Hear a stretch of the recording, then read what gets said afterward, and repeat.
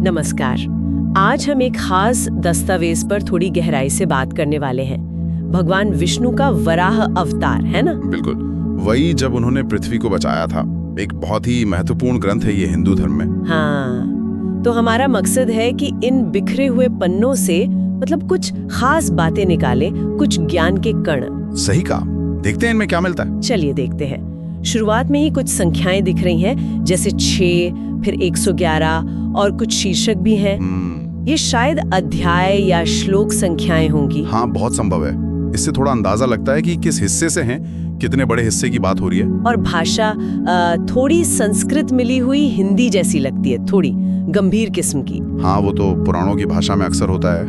एक औपचारिकता, एक वजन होता है उसमें। बिल्कुल। और पहली नजर में ही इन अंशों में भक्ति और क्या कहते हैं, श्रद्धा का भाव बहुत साफ दिखता है। हाँ, वो तो है। ऐसा लगता है जैसे भगवान वराह की महिमा या उनके किसी रूप का वर्णन हो रहा है।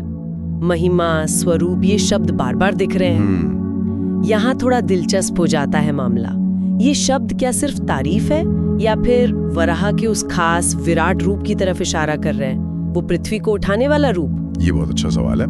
देखिए, बात यह कि पुराण सिर्फ कहानियां नहीं है। हाँ, वो तो है। उनमें ब्रह्मांड विज्ञान भी है, वंशावली भी है, धार्मिक सिद्धांत भी हैं।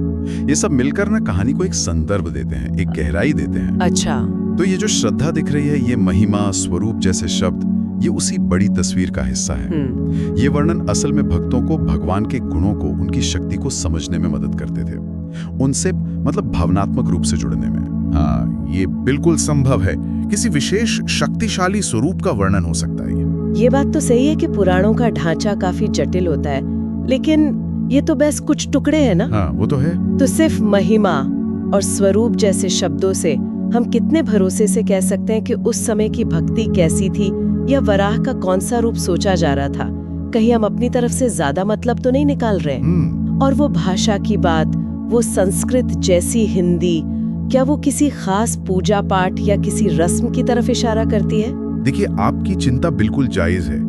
खंडित पाठ के साथ हमेशा ये जोखिम रहता है कि हम अपनी व्याख्या उसमें डाल दें। हाँ। लेकिन इन टुकड़ों का महत्व फिर भी कम नहीं होता। भले ही हम पूरी तस्वीर न बना पाए, ये अंश हमें उस तरीके की झलक देते हैं जिससे भक्ति व्यक्त की जाती थी। अच्छा। किन शब्दों का प्रयोग होता था, कैसा लहजा होता था, और भाषा की औपचारिकता, वो आपने सही पकड़ी जी। ये अक्सर पवित्र ग्रंथों की भाषा होती है। ये विषय की दिव्यता, उसकी गंभीरता को दर्शाती है। मतलब ये वर्णन भक्तों के लिए एक तरह से ध्यान लगाने जैसे थे? हाँ, बिल्कुल। एक तरह से ध्यान के साधन, भगवान के रूप, उनकी लीलाओं की कल्पना करने में मदद करते थे, उनसे गहरा संबंध महसूस करने में सहायता करते थे।